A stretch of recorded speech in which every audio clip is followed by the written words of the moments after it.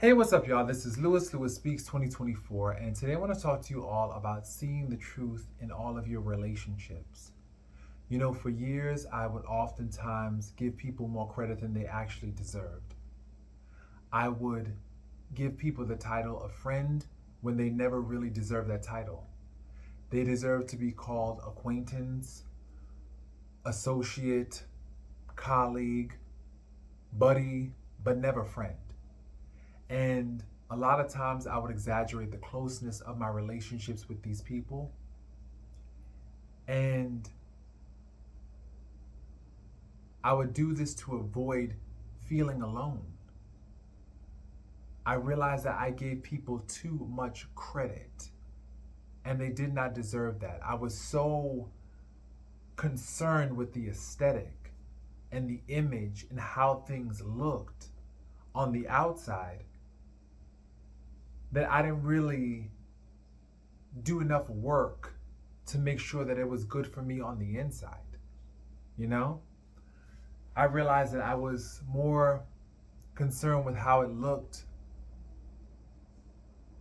on the outside to other people. As long as they saw us taking pics and smiling and we were arm in arm, it was fine. When really the truth was these relationships were dishonest. They were not close. They were distant. They were not loving. There were a lot of hidden resentments. And they were not authentic. And for years, I held and maintained this image and held this fantasy and this illusion. I would spend years protecting the illusion and protecting my own delusions in order to avoid looking alone. And the reality was inside I was feeling alone because there was no genuine connection within these friendships. And it's like I was just holding on to dead weight because I was so concerned and overly concerned with how things looked on the surface. And now I have shifted that perspective. Now I'm making sure that my friendships are soulful, that they are spiritually fulfilling, that they are first compatible in spirit, and then we could talk about other areas, because I realize I've wasted too much time making sure that they looked beautiful on the surface. They were beautiful lies. And I see that all the time when I look at Instagram and I look at Facebook and I look at the stories. All these people arm in arm smiling, and they can't even stand each other. But they're always trying to sell it and make it look good because they're just so afraid of being seen as lonely, as without someone, because in this day and age, if you walk by yourself, if you go solo, you're seen as pathetic. You're seen as a social leper. There's so many awful connotations associated with going your own way. Me personally, now when I see somebody who is traveling alone and doing their own thing and eating alone and going places alone, I respect them because I now understand that they no longer put up with or tolerate poor behavior. They no longer feel inclined to maintain the illusion of friendship, and they seek a higher connection with themselves, something more authentic. Because now I'm on that same page. I got to be honest. I don't want to deal with people like I once did. I don't have a desire to deal with people like I once did because, quite frankly, they're just exhausting. They're never as advertised. It's like they misrepresent themselves all the time. On one hand, they say that they're this when they're really that. And it's just a constant stream of disappointment when you're dealing with people.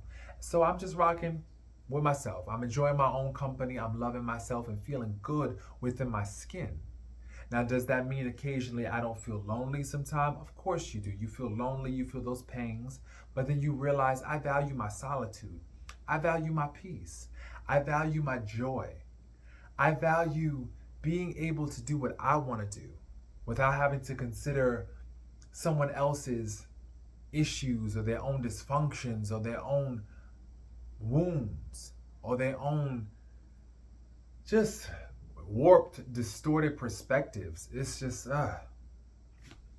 being people's friend in 2024, It's exhausting. It's exhausting. And a lot of times you invest so much time in these relationships only for them not to work out.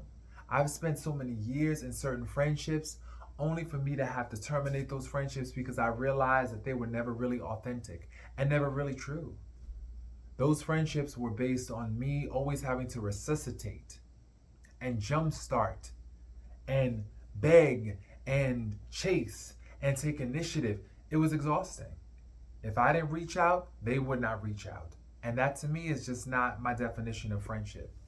So I'd rather just reach out to me, reach into me, find out what I enjoy, and just live life.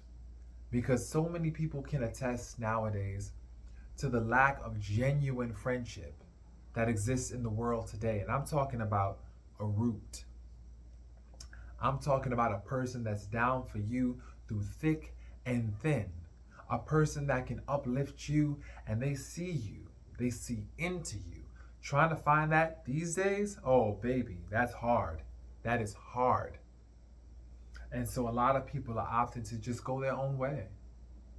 And so for many years,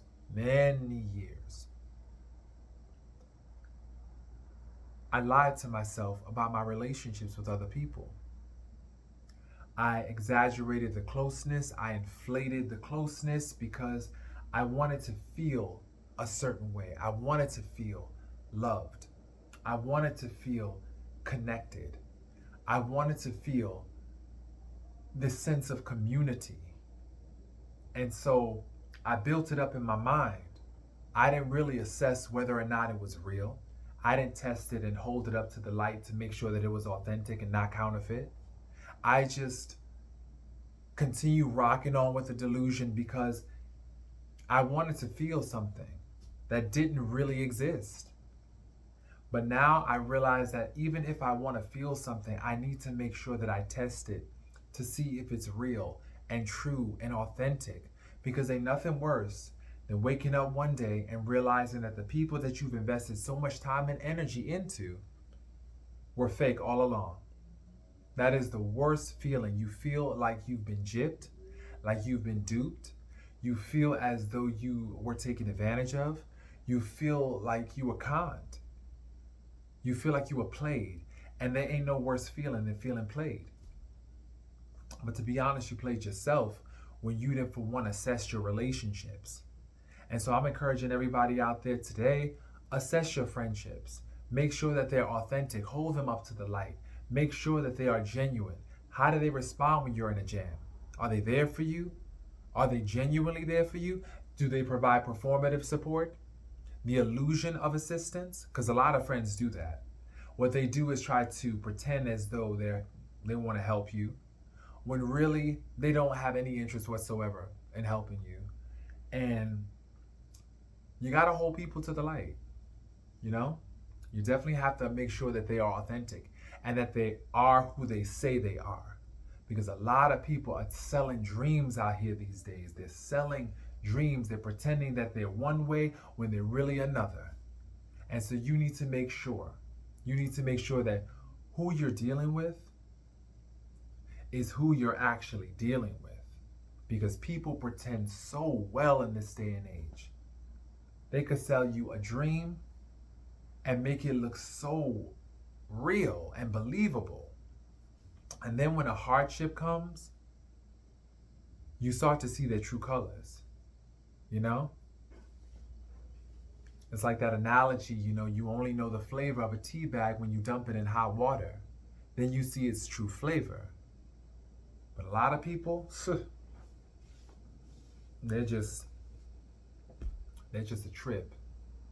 And so we have some serious Oscar-worthy performances in this day and age where people just pretend to be your friend and pretend to care about you. But you got to do your work too. You can't be so concerned about the aesthetic and the image.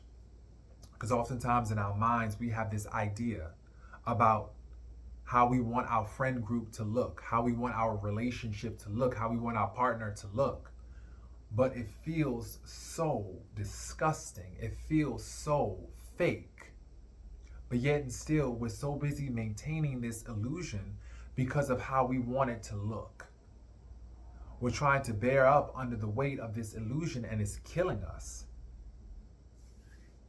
And so you got to keep it real with yourself. You can lie to many people, but you can't lie to yourself. At least not for too long before your life starts to convict you and your life starts to tell on you. And so the thing about it is this: you got to be authentic. You got to be authentic and real, and you got to know who's really for you. A lot of people, they're not bad people necessarily. They're not necessarily bad people, but they're just not right for you. And so you have got to seriously just take a step back. And if you're feeling lonely, don't let your desperation and your loneliness cloud your judgment. Please, do not let your desperation and your loneliness cloud your judgment. I've been there too, where I have been so desperate for connection, desperate to find friendship, that I compromised so much of myself.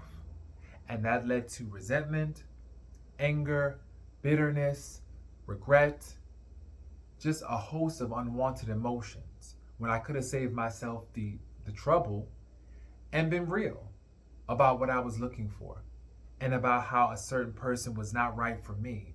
And it's not about protecting their feelings and,